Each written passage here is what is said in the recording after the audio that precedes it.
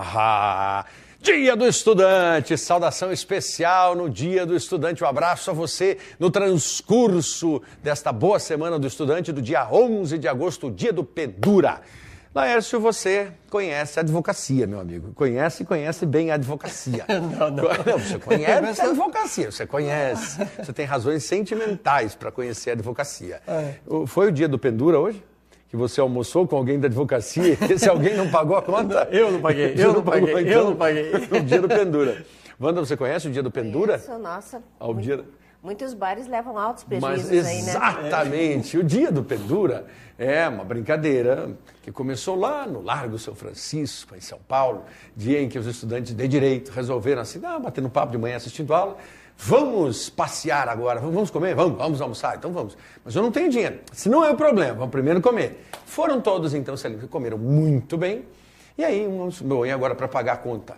Mas eu disse que não tinha dinheiro. Pendura, então. Mas como assim pendura? Pendura, outro dia você paga. Mas o dono não vai aceitar. Sinto muito, hoje é o pendura. Então, cada um deles foi pendurando, e o dia do pendura é a brincadeira que não se paga. Claro, vai se pagar no dia seguinte, no bom senso, né? Ou é detido, ou chama a polícia daquela confusão, mas hoje eles fazem uma brincadeira na USP. Os estudantes, o próprio centro acadêmico, conversa com os estabelecimentos comerciais para que eles cobrem um dia antes ou cobrem um dia depois para manter a brincadeira, a tradição do pendura, que é o dia do advogado, o dia da advogada. Mas mais do que isso, é o dia do estudante, dia daquele indivíduo, o estudante em si, elemento que passou por uma série de situações nesse país de engajamento social e político. A você, estudante que está conosco, se preparando para o Exame Nacional do Ensino Médio, super e especial abraço no Dia do Estudante. Semana de grande importância também, olha, você que é aqui do Paraná, especialmente do estado do Paraná, que está conosco, inscrições para o vestibular da UFPR, da Universidade Federal do Paraná, começando no dia 14 de agosto, até o dia 11 de setembro. Nós sempre diremos isso para você quando estivermos chegando lá pertinho. E nos dias 21, 22 e 23 de agosto, daqui a alguns dias, o nosso trabalho aqui na Feira de Cursos e Profissões. Wanda, Laércio, na sexta-feira, quando estivermos aqui, daqui a 2 sextas, já estaremos vivendo a Feira de Cursos, o nosso stand ali na entrada. Para você que visitará a Feira de Cursos, são milhares de estudantes, expectativa de 30 a 50 mil visitantes. Você vai chegar já na entrada e dar uma olhadinha na UFPR TV, a nossa vizinha, nós estamos ali de frente, ao lado da editora da Universidade Federal do Paraná, da grife da UFPR, e ao stand Eureka na entrada. Logo em seguida, Psicologia e Medicina. Diga lá, Wanda. Uma dúvida de alunos que vêm me perguntar com relação a essa feira de profissões, se a data será mantida em função de uma greve que está...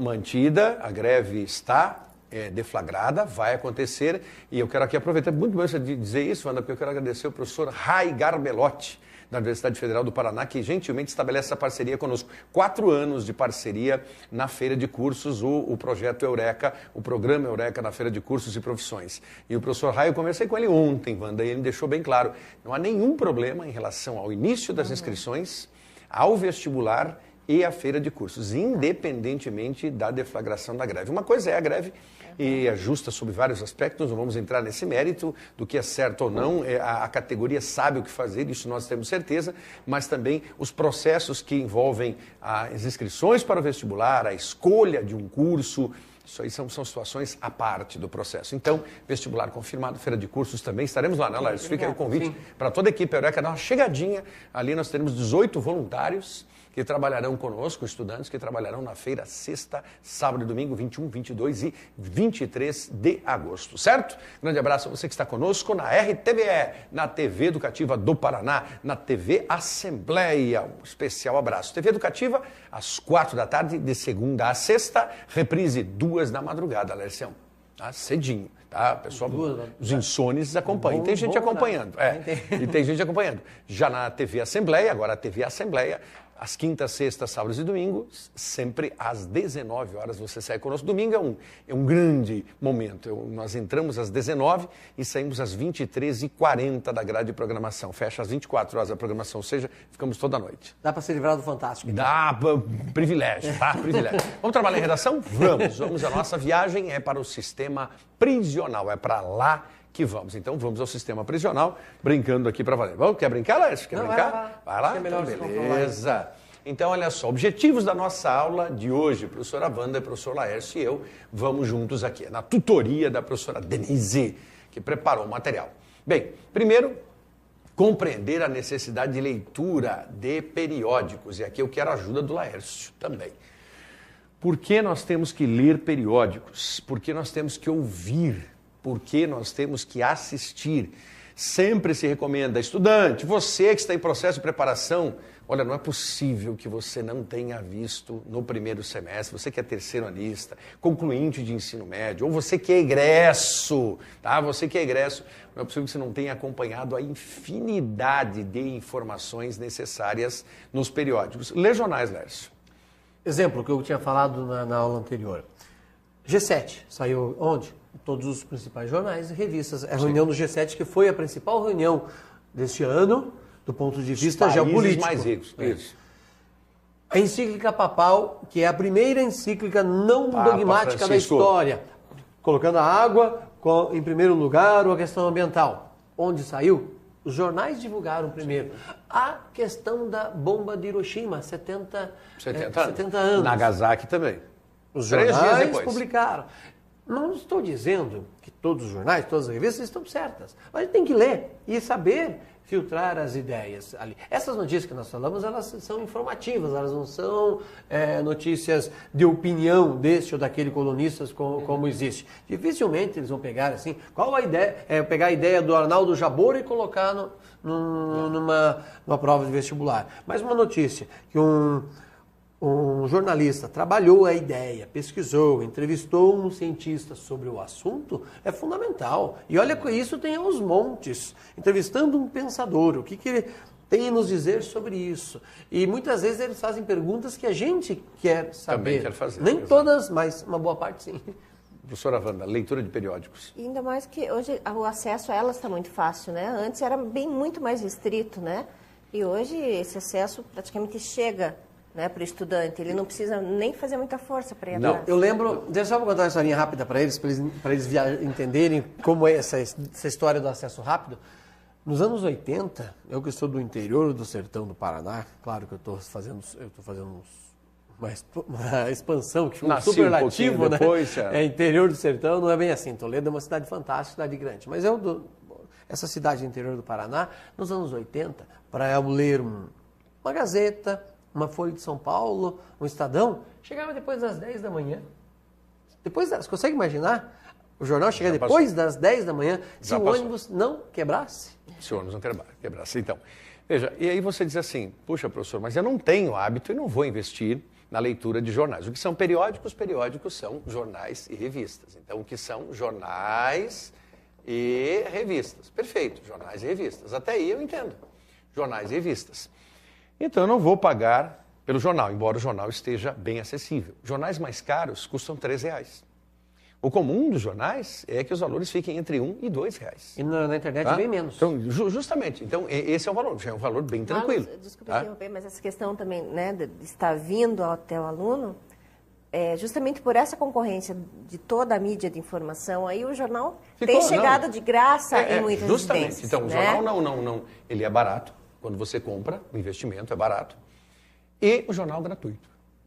Gratuito plenamente. Nós temos aqui em Curitiba, como exemplo para você de todo o Brasil, nós temos como exemplo a seguinte situação. Apenas 2 jornais que são distribuídos nas esquinas, gratuitamente em terminais. Tá? O jornal chamado Metro e o jornal do ônibus. São 2 veículos, são 2 periódicos inteiramente facilitados, proporcionados ao estudante. E o Metro é mundial, né? O Metro é mundial. Não quero ler esse tipo de jornal. A notícia ali é mais econômica, rápida. O que eu faço? Lércio, o que você faz no telefone quando tem um aparelho, qualquer aparelho?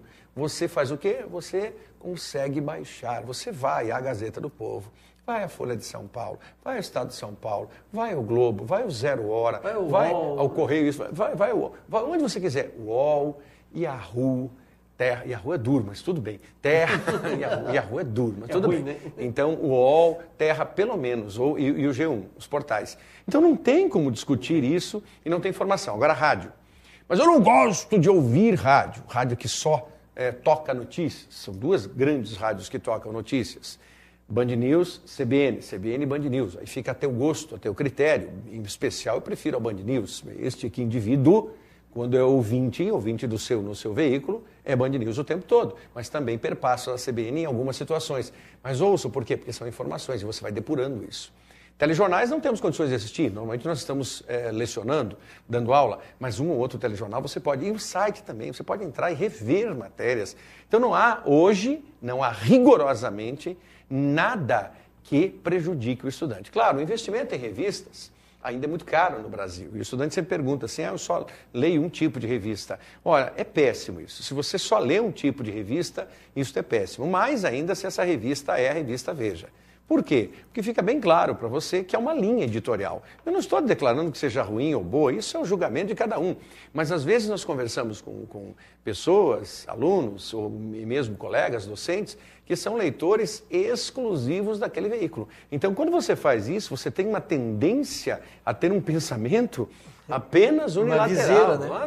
Porque você não vê. Isso também acontece com a Época, isso acontece com a Carta Capital, isso acontece com a Isto É. Então, como nós não vamos fazer investimento em tantas revistas, porque as revistas são caras, você gastaria em média aí, R$35 a R$40 por semana para trabalhar com esses periódicos, aí não funciona, não é o caso, mas os portais também. Então, frequente a Veja, mas não frequente só a Veja. Frequente a Carta Capital, não frequente só a Carta Capital, frequente a Isto É, não frequente só a Isto É. Então, a Época, não frequente só a Época, frequente várias situações. Olha, alguns desconhecem a revista Piauí, a revista Caros Amigos, e você deveria conhecer a revista Piauí. Le Monde Diplomatique? Sim, é possível. Então, quando se pensa em leituras de periódicos, para o estudante é essencial. E você diz assim, bom, nós estamos agora chegando à metade de agosto, praticamente chegando à metade de agosto. Vale a pena ainda ler? Vale muito a pena. Vale muito. Você tem a segunda metade inteirinha de agosto, você tem todo o mês de setembro para a tua discussão e para possibilidades temáticas. Mas as questões já estão preparadas. Pare com esse raciocínio muito pequenino de você fazer tudo em função do que vai aparecer na prova. As dimensões de uma prova transcendem a questão pontual inúmeras vezes, sobretudo em ciências humanas, o professor Laércio acabou de trabalhar, em redação, mesmo em ciência da natureza e matemática, em qualquer situação. Certo, amigos? Perfeito. Tranquilos, não? Então, leitura de periódicos para a construção de argumentos consistentes. Não é? Compreender a importância da construção de um projeto de texto que o indivíduo deve fazer, e esse projeto começa por um palavrãozinho chamado rascunho, que o estudante não pode prescindir, ou seja, ele tem que fazer. Depois, perceber a importância de marcas de autoria, usar autores ao longo da produção textual, cujo objetivo é apresentar a análise do redator, ou apresentar um argumento de autoridade, que são pessoas de notório saber. Durante a aula, eu prestei atenção que o professor Laércio citou a aula dele, Geopolítica. O professor Laércio citou o nome de um professor da USP, correto, Laércio? Santos e o Isso. Então, já aproveite e você vai fazer a propaganda que você esqueceu. Do livro? É. Ah, tá. Aí, Antes eu fale do livro, Isso. a palavra é argumento consistente, para você não falar eu acho. Sem dúvida. Você escrever eu acho. Se achar, leve para casa. Diga lá, faz a propaganda. Sempre trouxe, acho que eu vou e mostrar é brilhante aqui, né? esse momento. Sempre eu trago um livro para falar para vocês. Fascinante. Esse livro aqui te dá uma boa leitura de Brasil, porque Brasil é a tônica da prova do Enem. Sem dúvida. É Brasil que mais se não cobra. Aparece, não. Que sempre vai se cobrar. Então, Histórias do Atlântico Português. Histórias do Atlântico Português, John Russell Wood. Rapidinho aqui, ó. Esta coletânea de texto fornece uma amostra representativa da obra de John Russell Wood, um dos mais brilhantes e importantes historiadores de língua inglesa, preocupado em compreender a dimensão atlântica do Império Português na Idade Moderna. Ou seja, o resultado do que nós somos hoje. Século XV, século XVI. Um livro fantástico. Você não precisa lê-lo inteiro. São textos separados. Mas pode. Você vai... Só vai fazer bem para você. Às vezes tem 3, 4 livros. Vai lá na sua biblioteca, dá uma olhadinha. Anote aí, congela a imagem agora, se você está vendo na internet, né? Beleza. E registre-o e busque esse livro para ler. Certinho, meu amigão. Feito, excelente. Então, agradecer e parabenizar, né? Se você trazer sempre uma obra como influência. Um bom sentido, sempre uma boa influência. Então, voltando para cá, isso é argumento de autoridade. Isso é argumento de autoridade puro. Portanto, não basta apenas apresentar dados numéricos, que sejam argumentos de prova concreta ou citações. é importante a análise do aluno dos dados apresentados. Tudo isso para fomentar um bom texto. E aí, para onde nós vamos? Vamos para o Enem 2010, Sistema Prisional, a chamada segunda aplicação, Laércio, certo? Sistema Prisional, a bendita segunda aplicação. Exatamente isso que nós queremos. A área humanitária, ajuda humanitária, né? E esse tema, um tema delicadíssimo, um tema difícil. Ah, mas não, Marcos, esse é um tema fácil, ajuda humanitária. Fácil cair no lugar comum, fácil cair no clichê, fácil cair na mesmice, fazer um texto raso, plano, certo? Aquele texto que você diz assim, o centímetro dele é a altura de um rodapé. Essa é a profundidade do teu texto. Resultado, não funciona. Então, cuidado com temas assim, não, porque a abrangência desse tema traz uma complexidade. O que é ajuda humanitária? Não, pode ser qualquer situação, mas aí que está. Que exemplos temos de ajuda humanitária? Então, esta proposta não é acessível, como alguns ousam dizer. Vamos, com toda a franqueza, dizer a você, nosso aluno, não subestime nenhuma prova. Nossa aluna, não subestime nenhuma prova redacional. Mais ainda, quando aparentemente o tema é fácil. Essa história de... Nós pegamos entrevistas na saída, você vai lá com o microfone. E aí, como foi a redação? Ah, fácil. Ué, fácil. Ué, fácil. 3,5 milhões de pessoas com notas baixas no Enem 2014. As médias mais baixas em redação, com os resultados divulgados na semana passada pelo INEP. Médias baixíssimas, sobretudo em tantas e tantas escolas que não conseguem 500 pontos, ou seja, não provam nenhuma competência linguística. E aí você diz que é fácil? Não, não é fácil. Ao contrário, nem é difícil. A questão é sabermos como trabalhar cada temática e respeitarmos a temática proposta. Senão não funciona, não é? Vamos para cá? Então vamos para essa proposta. Eu peço ajuda aos meus 2 amigos aqui para nós discutirmos. Com base na leitura dos textos motivadores, nós leremos daqui a pouquinho, e nos conhecimentos construídos ao longo da sua formação, redige um texto, olha aí o tipo do texto, não muda, dissertação argumentativa, você já sabe. Está chegando agora, tá? Minutinho, está chegando agora. Já começou o curso agora, está chegando a primeira aula de redação, já vai lá o puxãozinho de orelha para você. Primeiro está atrasado, mas dá para consertar? Dá. Então esqueça o puxão de orelha, vamos partir para o futuro, que é a tua prova no dia 25 de outubro. Dissertação argumentativa. Emitir uma opinião com embasamento. Emitir uma opinião com sustentação. Emitir uma opinião com defesa de uma tese. Isso é dissertação argumentativa. Então, você que está se preparando, saiba, dissertar argumentativamente é criar um texto que seja subsidiado, que possa ser confrontado e que nessa confrontação você retire de lá, agora eu farei uma analogia, caldo bom, ou seja, que seja caudaloso, que não seja só simplesmente água, né? Você pega o feijãozinho, põe água, ele fica bem aquoso, não é o caso, né? Precisa ficar gostoso, né? Ele fica tem que ter consistência, não pode ser rarefeito. Tá aí, tá aí a analogia, simplista, mas verdadeira. Vamos adiante, então, o tema, qual é o tema, Super Laércio? Ajuda humanitária. Selecione, organize e relacione de forma coerente e coesa argumentos e fatos para a defesa do seu ponto de vista. Vamos aos textos? A favor ou contra, né? Não, você está certo em dizer assim, a favor ou contra. É que essa temática, Laércio, o ser contra aí é mais ou menos dar um tiro no pé.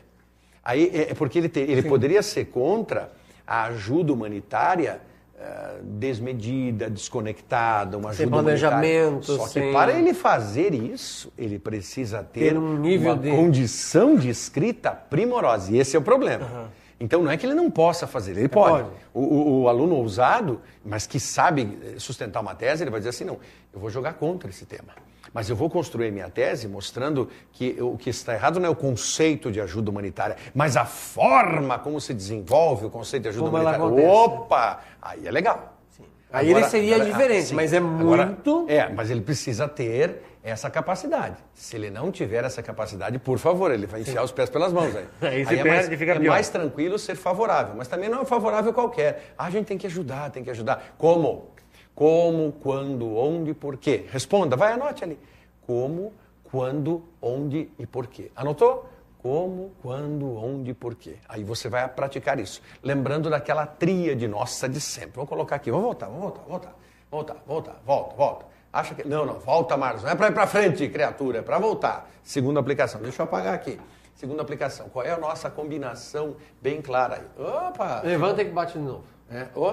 Aí. Ué? Deu certo. Deu certo, viu? Ele funciona. O nosso amigo 300 que ficou olhando ali. Ficou olhando bravo comigo. Ele dizia, Leônidas está falando, paga direito, professor. Tá bom, desculpa. Primeiro nós temos que pensar assim, olha, é o indivíduo, certo? Essa atitude parte do indivíduo. Anota no seu material, indivíduo. 2, vai partir do quê? Da sociedade. É o indivíduo influenciando a sociedade. E 3, primeiro, segundo, terceiro, o poder público, nobre Laércio. Então temos esses 3 agentes responsáveis para esse trabalho. Não venha culpando só o governo. O governo é eleito, ele é nomeado pelo indivíduo no seu conjunto social. Então é um todo. O efeito aí é contínuo, de lá para cá, de cá para lá, continuamente. Vamos seguir agora. Agora já entendemos então. Vamos brincar um pouquinho. Então tá aí o tema para nós, ajuda humanitária. Vamos desenvolver o tema. Então, contextos. Começando aqui. Comitê de Ajuda Humanitária da Universidade Estadual da Paraíba treina voluntários para atuar junto às vítimas de Palmares. Quinta, 1º de julho de 2010, 4h19 da tarde. Na manhã desta quinta-feira, cerca de 50 pessoas, entre alunos e professores da Universidade Estadual da Paraíba, participaram do primeiro treinamento de equipe multidisciplinar para atuação em situação de emergência, oferecido pelo Comitê de Ajuda Humanitária Social e da Saúde, criado recentemente pela instituição. Que beleza, hein, Lércio? Que beleza. Sensacional. Tá tranquilo aqui. A primeira atividade da equipe terá início já nesse domingo, data em que viajarão para a cidade de Palmares, Alagoas, onde permanecerão por uma semana para oferecer apoio humanitário aos moradores daquela localidade, uma das tantas atingidas pelas chuvas e enchentes que assolaram os estados de Pernambuco e Alagoas nas últimas semanas. Professora Wanda, um professor de biologia ou um estudante de biologia pode ser útil nesse momento? Parece bobagem dizer isso, mas eu quero uma resposta tua técnica, no sentido do que um biólogo pode fazer nessa hora. Com certeza, né, Marlos? Tudo que envolve, né, o que uma enchente pode trazer, né, as questões de doenças, a própria destruição, né, do espaço, né, da cidade, que tem muita então enchente. tudo realmente isso tem muita implicação. O biólogo implicação. pode alertar bastante sobre o que fazer, né? Mesmo a questão da qualidade da água, falamos tanto há pouco, né? Com certeza. Que bom. Laércio, alguém de geografia. Bom, questão da chuva, deixa eu dar duas ideias para você. Chuva é uma questão previsível.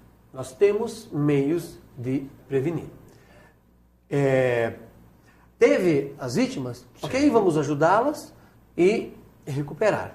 Daí você vai me dizer se isso vai entrar no final ou não para a redação. Se é uma proposta de intervenção, por exemplo. Pode ser uma proposta de intervenção. Teve um problema? Teve, ou porque as pessoas foram assoladas porque o rio transbordou, fisicamente, enchente, ou porque elas estavam em áreas de encosta e a água encharcou o terreno e houve desmoronamento.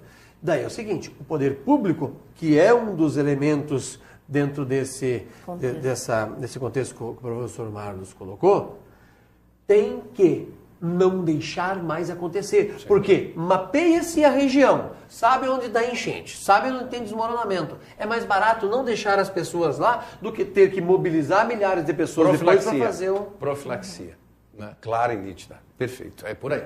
Bom, então voltando para cá, onde permanecerão por uma semana para oferecer apoio humanitário aos moradores daquela localidade. Uma das tantas atingidas pelas chuvas e enchentes que assolaram os estados, especialmente de Pernambuco e Alagoas, nas últimas semanas. Então, jóia, é uma ação humanitária? É. O outro lado, aquela ação humanitária é uma ação humanitária nacional, nós vimos aqui. Então, a ação aqui é nacional, nós estamos falando do Nordeste e das dificuldades. Nordeste. Aí você diz assim, puxa, mas não é interessante? Justamente no Nordeste, onde não há chuva, onde as pessoas pedem chuva, e daí choveu e agora tem gente. Pois é, o outro lado.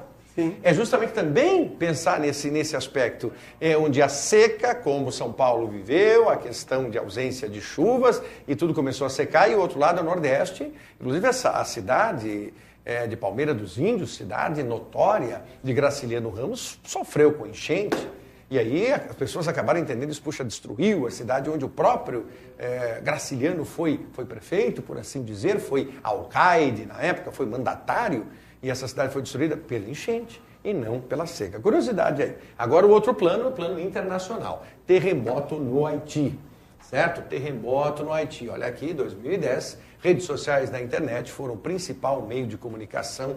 14 de janeiro de 2010, exatamente há 1 minuto, acontecendo isso, 1 minuto. Durante todo o dia de ontem, a internet foi o principal meio usado pelo Haiti para se comunicar com o mundo. Mensagens ao exterior foram encaminhadas por estrangeiros no país e por moradores locais. Apesar da instabilidade na rede, os sistemas de luz e telefone também estavam intermitentes. Os sites de relacionamento foram usados para acalmar familiares e clamar por auxílio internacional. No Brasil, usuários do Twitter divulgaram o quê? Divulgaram a ação da ONG Viva Rio, que abriu uma conta para receber doações dos abrigados no Haiti. Agora, cuidado aqui, vamos pipocar algumas coisas. Quando você pensa em Rio de Janeiro, então uma ONG vai ajudar o Haiti. Essa ONG não deveria se preocupar com o Rio de Janeiro, não deveria se preocupar com os morros, não deveria se preocupar com os desabrigados do Rio de Janeiro? Sim, não. O que uma coisa tem a ver com a outra?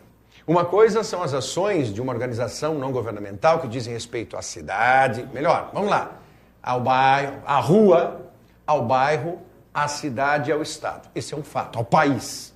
O outro fato é a ONG observar que há uma situação incidente pontual, um terremoto de proporções catastróficas que destruiu o Haiti e a ONG querer ajudar. Não há impeditivo nisso. Agora, é claro, esta entidade não governamental precisa ter todo um respaldo social para que as doações possam efetivamente ser entregues pelo indivíduo sensibilizado com o que ocorreu no Haiti ou o que ocorre no estado do Rio, na cidade do Rio, em um bairro do Rio de Janeiro, em uma rua do Rio de Janeiro. E esse indivíduo entrega a doação, ele precisa ser respaldado por uma certeza. Aquilo que eu entreguei, com carinho, mesmo algo modesto, aqui e acolá, vai chegar ao destinatário final. Se não chegar, aí quebra-se a ajuda humanitária e vira uma ajuda à corrupção. E o nosso país conhece muito bem isso, certo?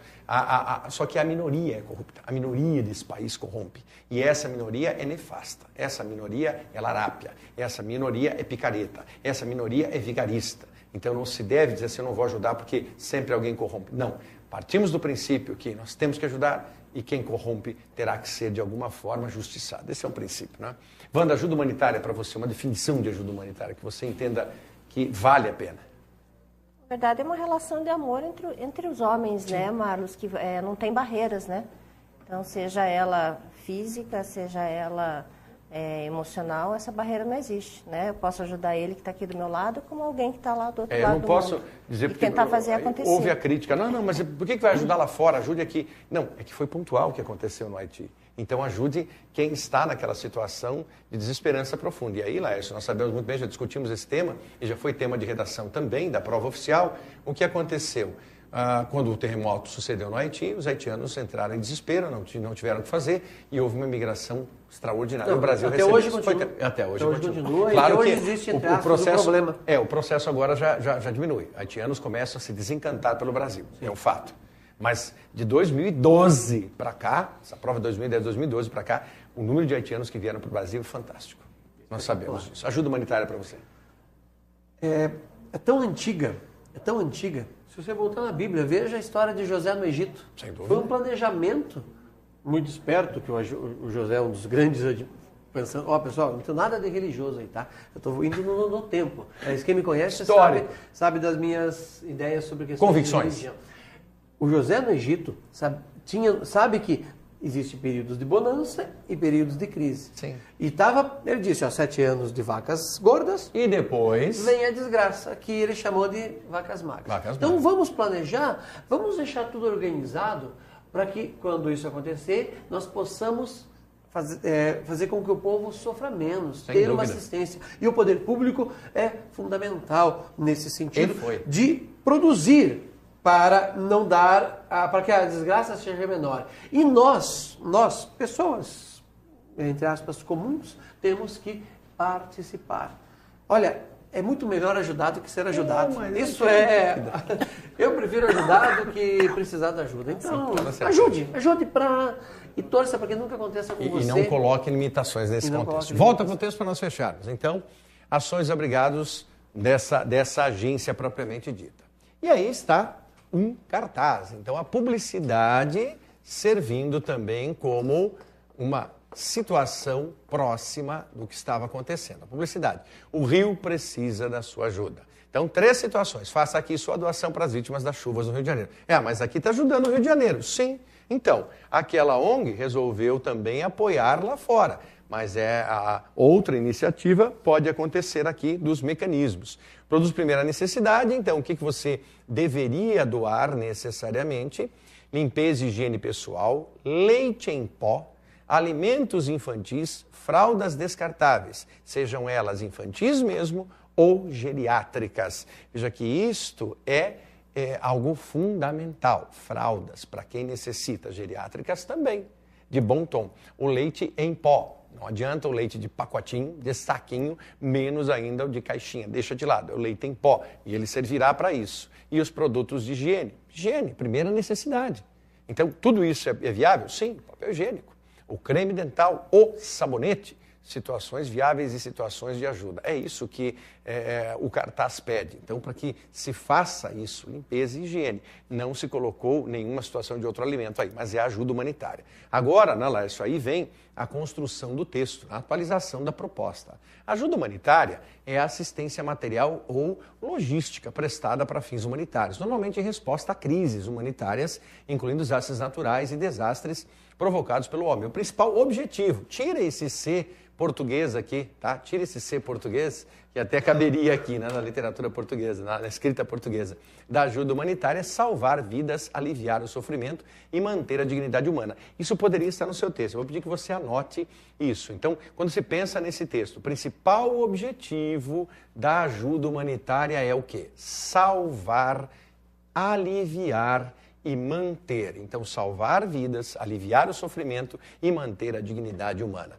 Por conseguinte, pode ser distinguida da ajuda ao desenvolvimento que procura abordar os fatores também, a lei bem portuguesa aqui, né? Os factores subjacentes socioeconômicos que pode ter levado a uma crise de emergência. Então, é fácil usar esse tipo de texto como apoio.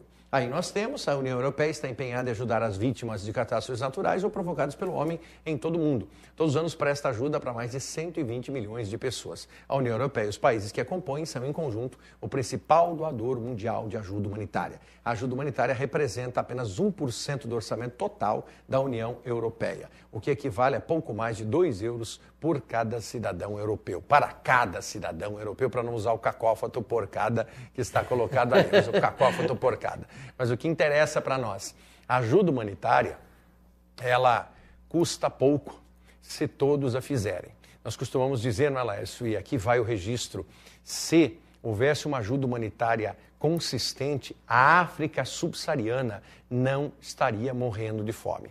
Se houvesse uma ajuda humanitária dos países todos, a África subsaariana não estaria em sua condição mais miserável na humanidade. Então, em 2015, neste ano, era a projeção da ONU para que a pobreza na humanidade, a miserabilidade, fosse diminuída pelo menos pela metade. A ONU conseguiu atingir isso, curiosamente, na China, quase conseguiu atingir isso na América do Sul, quase, mas na África subsaariana a redução foi de pouco mais de 10%.